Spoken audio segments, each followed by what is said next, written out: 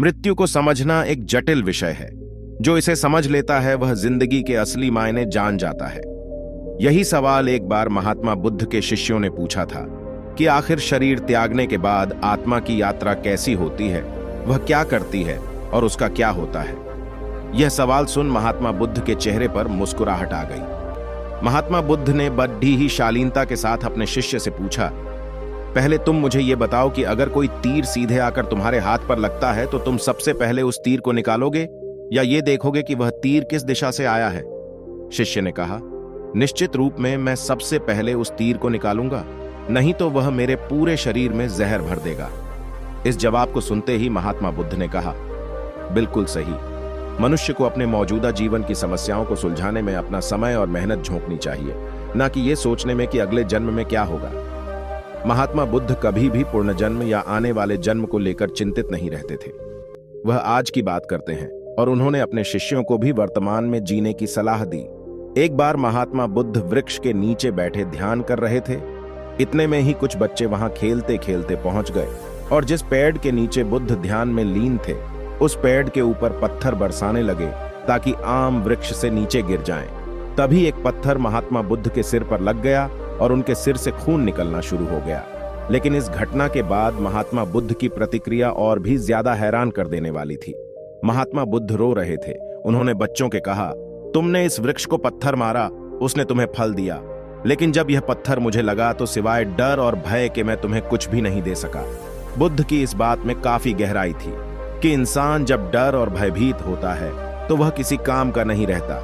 ऐसे में अपने मन से डर को बाहर निकालो और आगे बढ़ो। प्रकृति से ही पूरा संसार चलता है और प्रकृति से ही पृथ्वी पर जीवन भी है।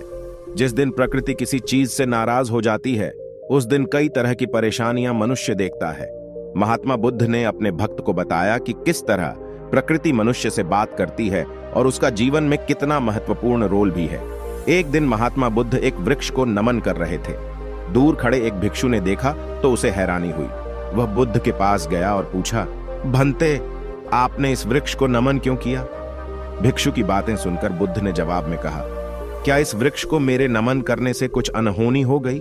शिष्य बोला, नहीं भगवन, ऐसी बात नहीं, पर मुझे यह देखकर थोड़ी हैरानी अवश्य हुई कि आप जैसा ज्ञानी महापुरुष इस वृक्ष को नमस्कार कर रहा है, जबकि यह न तो आपकी किसी बात का उत्तर दे सकता है और न ही आपके नमन करने पर अपनी प्रसन्नता जाहिर कर सकता है।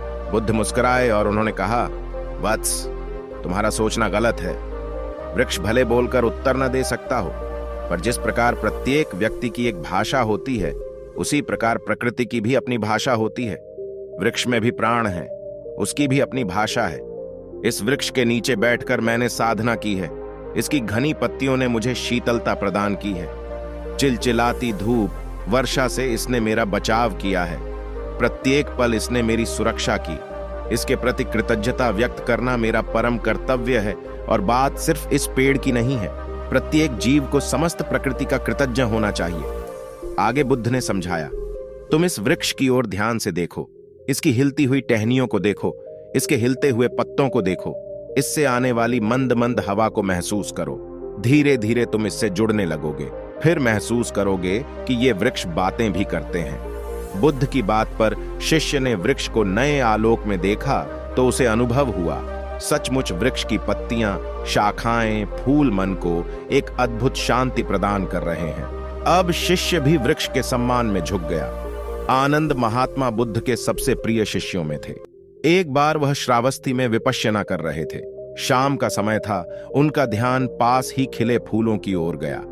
वह सुगंध के विषय में चिंतन करने लगे।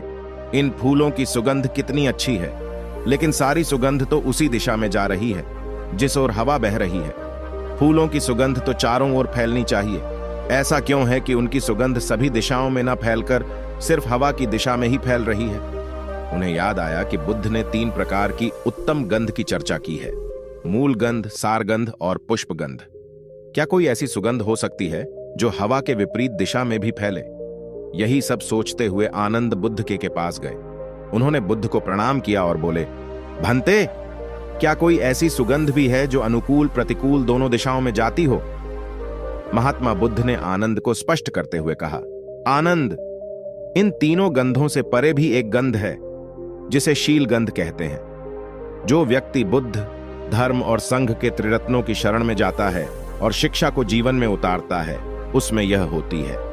बुद्ध बोले, जो हिंसा, चोरी, कामभोग, झूठ और नशे से दूर रहता है वही शीलवान की तरह जीवन जीता है। जो दुर्गुण और नीच विचारों से आजाद होकर गृहस्थ धर्म का पालन करता है, खुले हाथ से दान देता है, सभी इंद्रियों पर संयम रखता है, त्याग को जीवन में उचित महत्व देता है और योग में निष्ठावान होकर रहता है, उसी व्यक्ति में शीलगंध पाई जाती है। ऐसे व्यक्ति की सुगंध चारों तरफ फैलती है, लोग उसका सम्मान करते हैं। अब बोलने की बारी आनंद की थी। वह बोले, और भंते, ये संसार इसी गंध से ही तो आगे बढ़ रहा है।